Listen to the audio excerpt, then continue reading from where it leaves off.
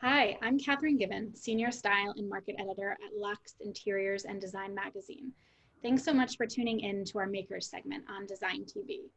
Today, I am talking with Armin ARTO the owner with his brother Vod of ARTO, the makers of truly unique handcrafted tiles, bricks, and pavers.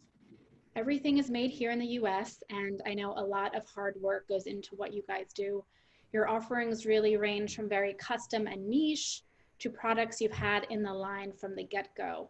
The company also has very interesting beginnings that start with your father. But today, your designs are used throughout the world in commercial projects, restaurants, hotels, as well as in beautiful residential homes. So Arman, thank you for being here. Thanks for the opportunity. Really appreciate you. One of the stories my dad would tell is about having a shop on the second floor in Cairo, and when someone would actually walk up the stairs into the showroom and actually just look and leave, that was alone an opportunity to engage somebody because there's a lot of choices back then for commerce, and today. Just having anybody's ear for 30 seconds is a big gratefulness because there is so much distractions in the world before COVID. Sorry for dating the show, but before COVID, there was plenty of distractions, and now there's even more distractions. So thanks for the opportunity. I'm really looking forward to chatting, but do you want to just briefly talk about ARTO and what you do and, really how your father began the company? Cool. My dad's, I already mentioned it a little bit before. He's from Egypt. He started off being born in Alexandria, Egypt. His father was orphaned and was rescued out in Syrian desert or Armenian blood. This is in the 1900s, early 1900s, and got adopted by a family, Armenian family in Alexandria, and got a second lease on life. When Egypt fell apart in the 50s, my dad left there to beautiful Beirut. When Beirut fell apart in the in the 50s, he left Beirut and came to the States. Went to New York. No offense to New York, but didn't care for it. It wasn't the Delta of Alexandria. He went to Houston, a little too humid for him, but ended up in L.A., Los Angeles, California, when no one lived here. It was imagine the same weather, and no one lived here. But people, that sounds nice. Yeah. So we're here. He's an industrious guy. He's going to school to be a airplane mechanic at LAX, right? So he's going to school at night. He's a milkman in the day. So he's doing DoorDash and going to college, right? He's doing Uber Eats and going to college. And he meets a woman, not my mother, Irene Birkenbreiter. And she's a famous as being a sculptural artist in clay. And a lot of times the clay back then was always a figurine. It might have been a weird looking horse, but it was a horse. So she was part of this movement that was doing abstract art in clay. So really like Jackson Pollock, but in clay. So no, not a, three-headed horse and calling it new art. No, it was really abstract art. But to pay the bills, she would create murals and put a clay brick veneer around it. And our first SKU was a clay brick veneer. On my dad's milk route, he would show the restaurants and the moms on the west side of Los Angeles before it was the west side, when it was a sleepy town.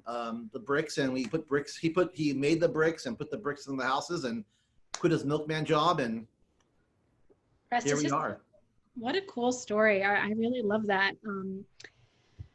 Humble beginnings. I feel like, to have you guys grow the company to what it is today is really impressive. But, I think it's always important to hear a company's roots and where you started. And you guys clearly have a good foundation. But I want to pivot for a sec and talk a little bit about your products and what you guys do.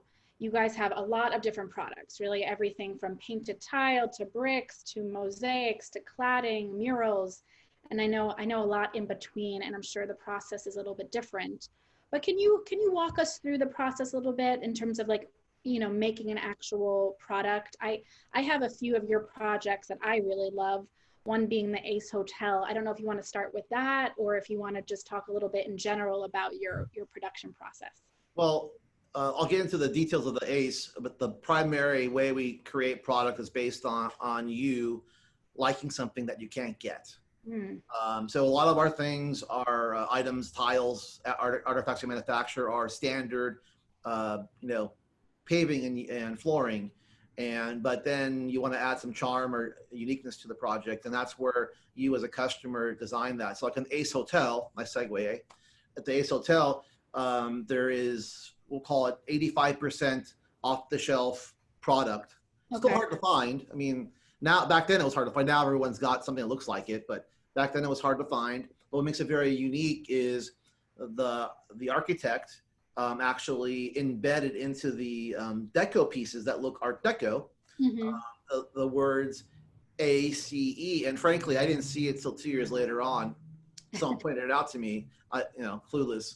But the customer knew it was there, and that's what mattered, which was really cool. So that's an example of the process is, hey, we have an established amount of products, but then if you want to put a cherry on top to make it your unique project, because for sometimes when you're building your last home or your fifth home, or you're building a hospitality location, a restaurant, or a very nice hotel, you want to add a little charm that makes it your own fingerprint. And that's why, the magazine is called Luxe, right? Because people want a little bit things different.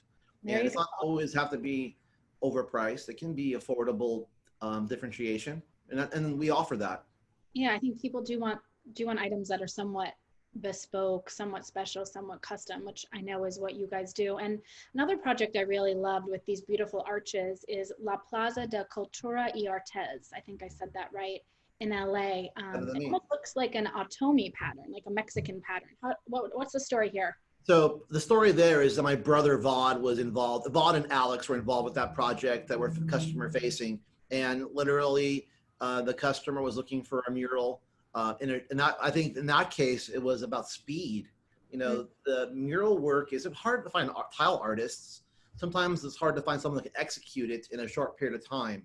So all we offer to that really on that job is we can do custom tile work. It's made to the customer spec. We went back and forth on how they wanted it, but what we offered was speed. I think if you had a year to make it, great. I think we had 45 days to make that wall. Wow. So quick turnaround. That's what we offer in that job. I always make a joke that our hand painted tiles are our most highest price commodity product. It's not that unique sometimes, but what's unique about it is the service and the ability to get things done quickly, custom made. On that job, I saw last year at Christmas in person, and the pictures that you've seen aren't even close to what it looks like in person. Actually, the arches are really tall.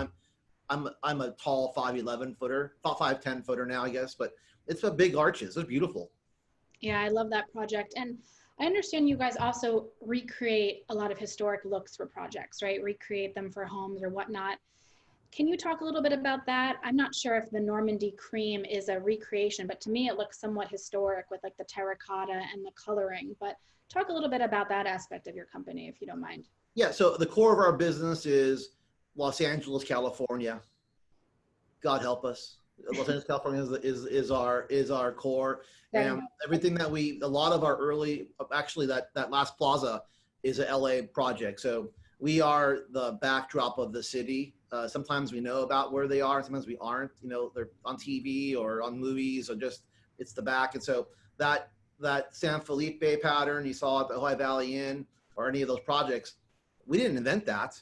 Those were established in the 20s or 30s or 1890s in the area, and it couldn't be reproduced. And if it was, I'm still less expensive than south of the border on some shapes.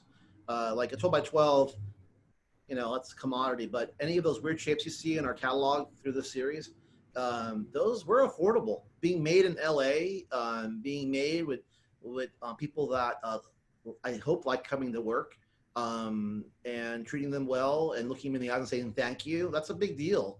And I make a joke about blood diamonds. We don't make blood tiles here. We people here, they may hate me as a person, but the job is a real job. Sorry. I want to touch on that for a sec, because I know, everything you do is made in America, is made in LA, which is pretty amazing. And, even more so today, that's pretty important to companies. Why is that integral to your success? I'm small-minded, I guess, and a Oh, softie and a romantic. I mean, if I was smart and cutthroat, I'd move somewhere else, right, and then collect the margin. I love my city. I love the people. I like to eat. This is a great town to eat in. So the tile is a result of the neighborhood and the people around it.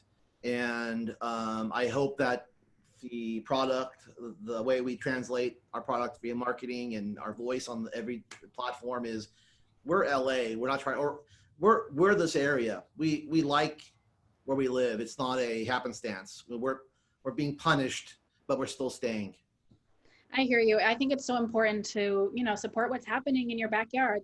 That's Luxe's model. Everyone wants to support regionally, support locally. So bravo for having those LA roots. But you've also said to me, Armin, that it's really all about the people, right? And I completely agree with you. That's why I love my job. That's why I love this industry. But, you know, what do your employees and your customers mean to you? I think I started off a little bit with it, and that is I don't discount eyeballs and attention. So on the customer side, they're the root of all of the things that we have going on.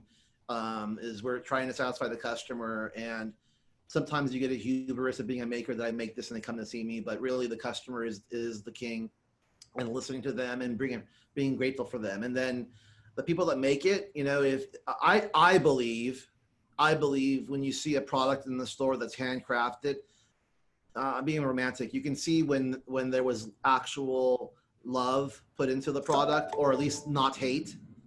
Not the worst father, not the worst employer. When it's not not the best employer, but maybe not the worst.